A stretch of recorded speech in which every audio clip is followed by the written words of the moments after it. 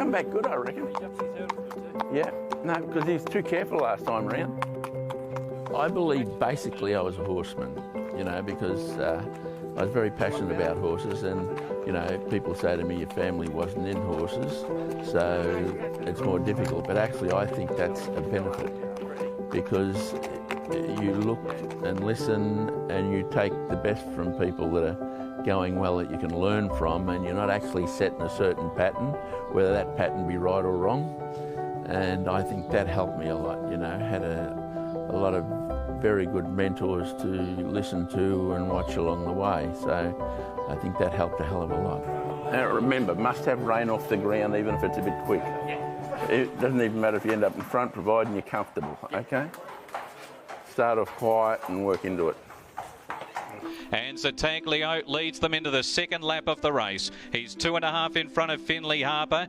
He was very mindful of his horses. He liked his horses not jumping too high, which, you know, is probably a total turnaround from his equestrian background. But obviously jumps racing, he liked his horses to jump, you know, economically and not waste too much energy in the air.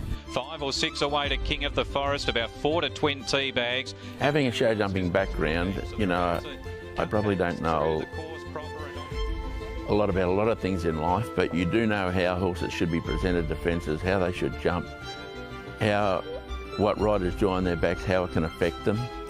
And it's a matter of, you know, it's very important. A horse will jump naturally without a rider on it. So what we've got to work on is getting from one side to the other as quick as they can, as balanced and as smooth as they can, in a rhythm that is best for the horse. And so therefore riders have got to constantly be working on themselves for them to improve to get that result.